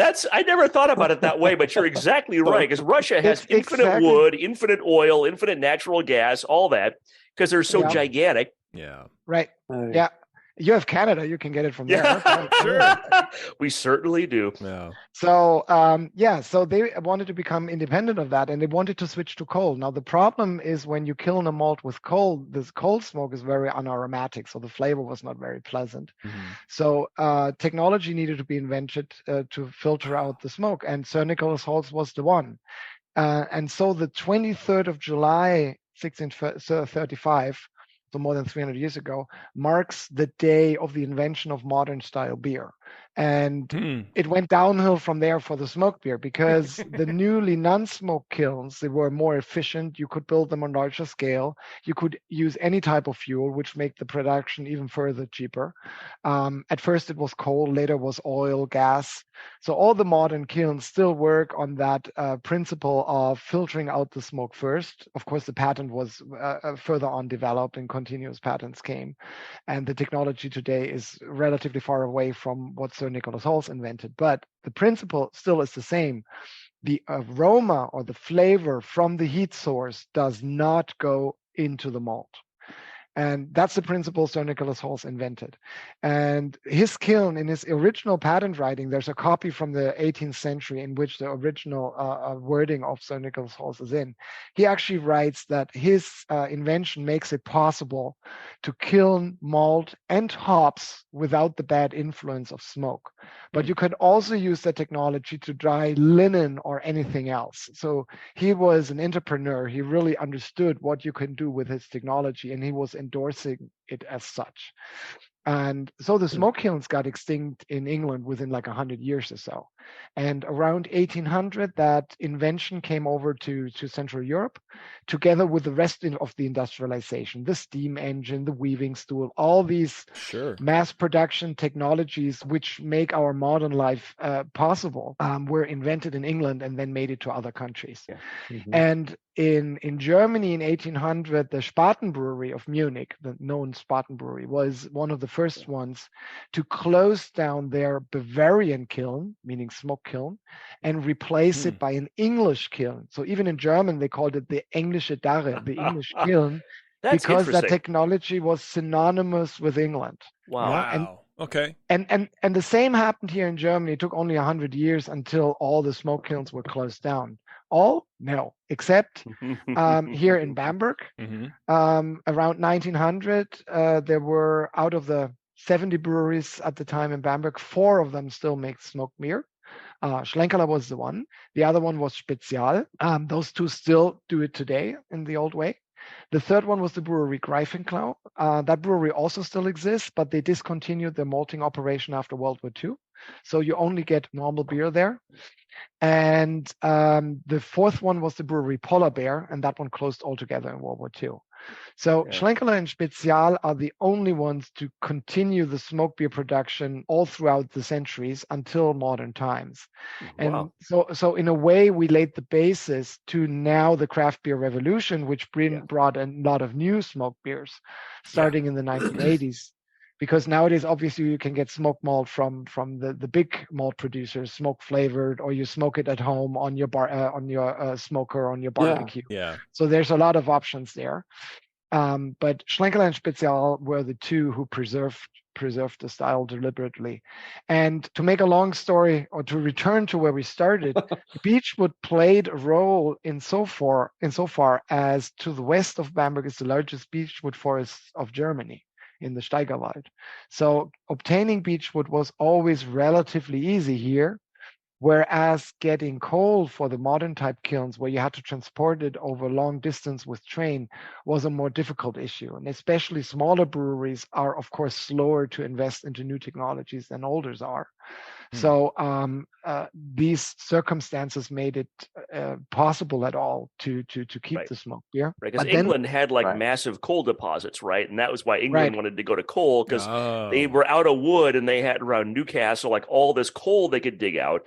But Germany had a lot of wood and not as much coal, right? It's a good hard wood. Yeah. Well, Germany cut down its forest in the 1900s as well. So the same explosion of population that England had happened here in Germany as well. Okay. And we have our coal reserves. There's Schlesien, which nowadays is Poland and Czech Republic, but it used to be Germany at the time. Right. And there's the Ruhrgebiet, Rhein-Ruhr, Düsseldorf, Dortmund. So it's like the largest populated area in all of Germany, in all of Europe. It's like 15 million people living in an area, but it's not one big city, it's like 20 or so smaller cities that go together, the Rhine-Ruhr area. So there's a lot of coal there. So that was not the problem, but Bavaria didn't have it. And Bavaria is a very rural country. There we come with the mountains again, where we talked early on. Yeah, a little bit more keen on traditions, not so easy with going with new technology. Yeah. And so the old tradition stayed alive here. But I think there's another story to that as well, or another addition. We were talking about Michael Grase early on, the guy who renovated the Gothic ceiling with the gold paintings. Yeah. I think he made a very deliberate decision of continuing the smoke beer rather than changing to other beers. Already in the 1920s, there's newspaper ads from him where he points out that smoke beer is something unique of Bamberg and something worth preserving. Okay. There's also newspaper articles on smoke beer on Bamberg already in the 1920s, so 100 years ago. And the craziest thing I've seen so far, a local historian found that the term smoke beer is relatively new. In the old days, nobody would call a beer smoke beer because all the beers were smoky. It was just beer, yeah. Because that's the only way you could dry the malt, kill the malt. Exactly. No, it was fire, right? That was the only way, right? Okay. And it was a standard trade. Like there was no beer without it. So right. To make a modern comparison, you wouldn't call a car a four-wheel car because it always has four wheels. Yeah? Right. It's always the same. So you omit that. And the horseless carriage. Very right. Yeah, the horseless carriage. Exactly. Right. Yeah, exactly. Okay. So the term smoke beer started to exist very late, and the first source we found, or that historian found, is actually a newspaper article from 1898, so 130 something years ago. And it's a fictional travel report on Bamberg in the year 2000. Oh, so God. 100 years after the publication. Yes. And that traveler writes about Bamberg and how beautiful the town is and the unique smoke beer in that town. Wow. And that's an article from 1898. So that early science fiction. That exactly, like the Jules Verne of beer, if you want. So it really started that early to be something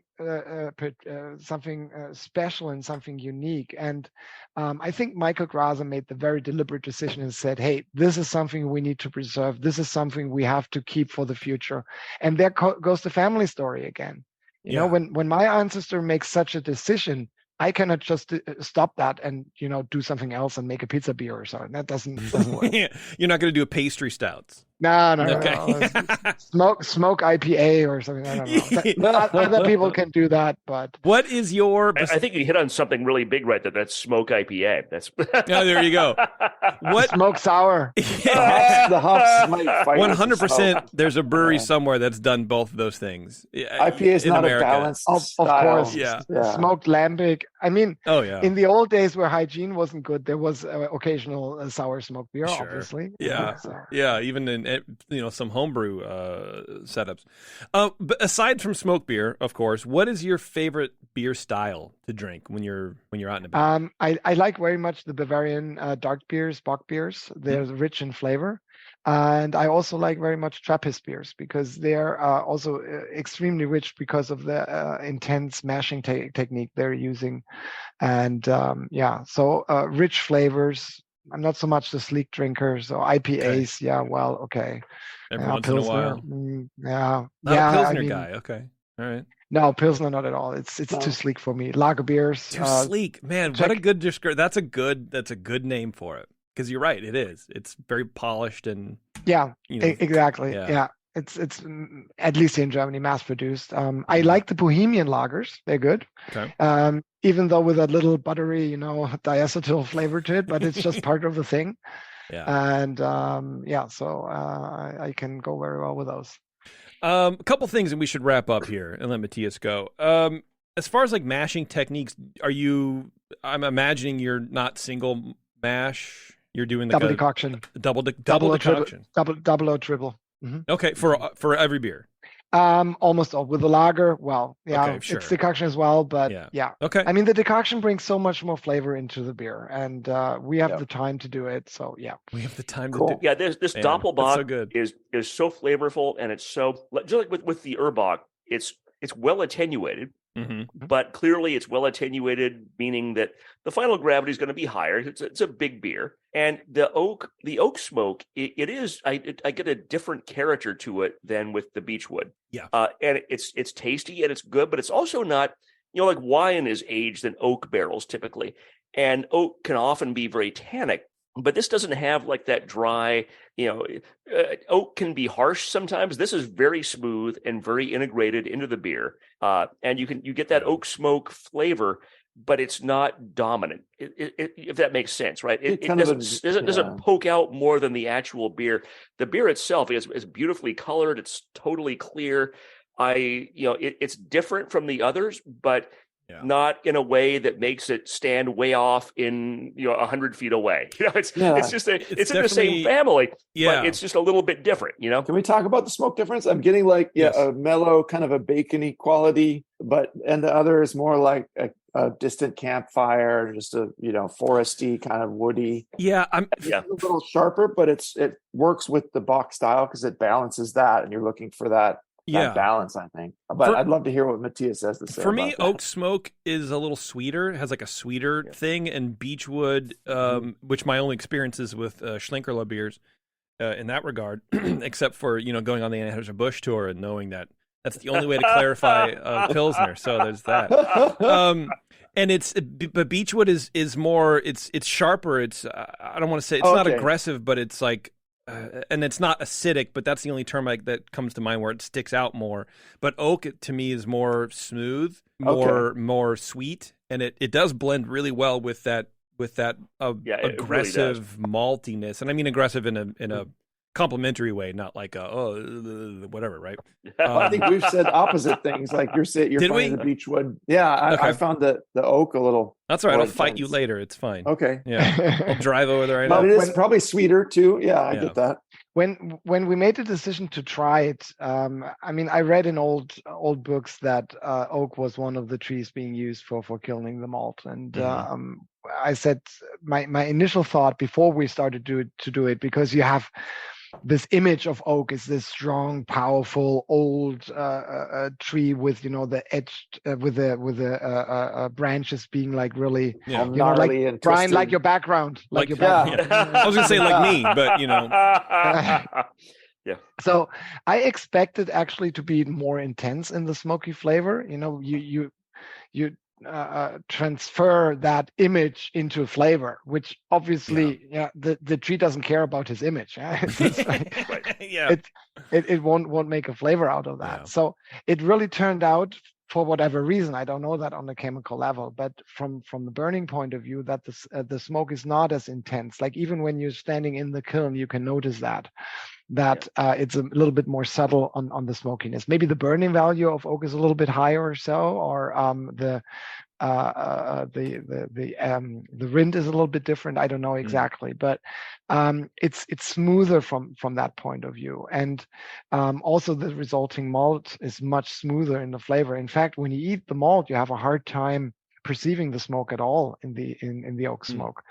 And so I said we need to do something like. We did the malt first, and then we debated about what kind of beer are we going to do with it.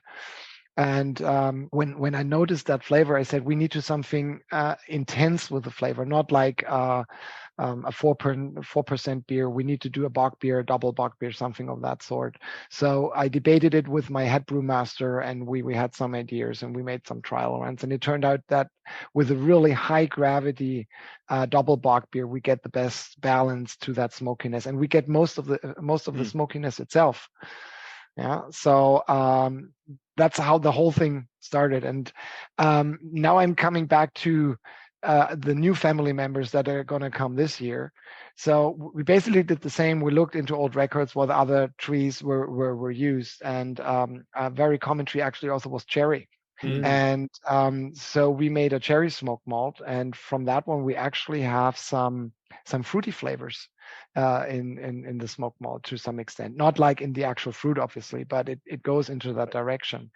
And in my diploma works in Weinstefan, when I wrote on the history of historic depictions of brewers and maltsters, or of brewers here in Franconia, I was a lot in the city archive of Nuremberg, south of Bamberg, 50 kilometers. which was in the Middle Ages one of these centers of Germany. There was Cologne, there was Nuremberg, Augsburg. Those were the three big cities. Berlin, Munich, nobody cared about at the time. Hamburg also was very big. And Nuremberg was extremely leading in technology. There's old depictions like the Nuremberg egg, which was the first pocket watch that was built in a small size. And that was 15th century, something like that. So really amazing. Most famous son of Nuremberg is Albrecht Dürer, a painter who did, similar to Michelangelo, very life paintings of people. And so Nuremberg was an art and an innovation technology center. Yeah. And they were famous for a type of beer called red beer.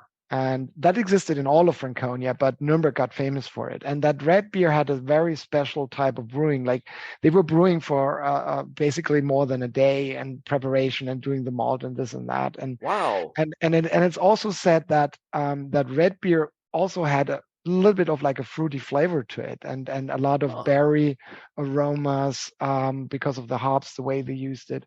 So I said that cherry aroma we have in the smoked malt is perfect for that historic red beer style, red lager, I think you would call it these days. Yeah. So this new beer, our importer in the States already has it. So they're gonna start selling it anytime, I think. It's called Schlenkerla Weichsel. Weichsel is the German word for cherry tree, sour cherry. And it's Schlenkerla Weichsel Red Lager and Rotbier in German. It has 4.6 ABV. Wow. Oh, man. I'm hearing more about root beer lately, and I've seen some homebrewed root beer. Exactly. Yeah, it's become kind of fashionable. Yeah. I admit that. Yeah. So maybe my idea got a little bit triggered into that respect as well. I admit that. Smoked cherry wood has a wonderful aroma. Yeah. And I've had a couple of beers made with smoked cherry wood, like on a homebrew level, and it really does have a different and very pleasant and flavorful flavor and aroma. I think it's a great way to go. I can't wait to try one of these. Yeah. The challenge was actually to get the red color inside. That was the only thing that was. I bet it was, yeah. Because when you do red beers the modern way, you get the red malt from some malting company, and then you lose 70% of the red malt, and then. But of course that doesn't work when you want to work with your own cherry malt. So we had to trick a little bit, not trick, but to train a little bit on that one and do several batches. But I think the outcome is really good. Do you have like a pilot system there that you can do experimental batches? No, we do it on the large scale. Wow. Yeah. And then just go for it. I respect that. You just go for it on the whole thing. Well, then it takes probably 4 months, 6 months to figure it out because you have to lager it. To get the final taste, yes, but usually after 1 or 2 weeks, you can say whether it goes in the right direction or whether you need to adjust something. All right. Yeah. Last thing, and then we'll let you go. We've already kept you 2 hours, and it's an hour longer than we normally do. So I do apologize, and again, thank you very much for your time. Tell me about the Schlenkerla name, because it's not really the name of the brewery when it started, right? If I understand that properly. That's correct. The official brewery name used to be the Brewery of the Blue Lion, or the House of the Blue Lion. Later on in the 17th century, it was the Heller Brauerei Heller. You can see that on the label. Oh, there it is. Brewery Heller. Yeah. So that's still the official company name. The name Schlenkerla goes back to the second generation of my family. Also, you can see that on the label. You see this little guy here in the insignia. And he has like a stick and a beer mug in his glass. And this was Andreas Graser, second generation of my family, and should be back there. Oh no, actually he's not. I have him on the other side. No, he's on the other side. That's okay. That was a time when we don't have depictions yet, because these are old pictures or photographs, but from the others we have pictures. Okay, got you. So Andreas Graser, according to legend, had an accident in the brewery. We don't know what happened, whether he fell over the wooden barrels or whether the brewery horses stepped on his toes or what, or maybe he drank too much of his own beer. But he was all three.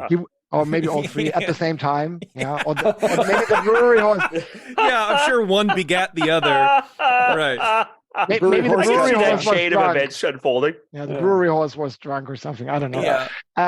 Anyhow, he was limping afterwards. And in German, when someone limps and dangles his arm, this is called Schlenkern, like a dangling walk, an uneven gait, like a drunk person would walk. Sure. And so since he also was the patron of the tavern, obviously, the regulars gave him the nickname, the Schlenkerla, which is the little dangler.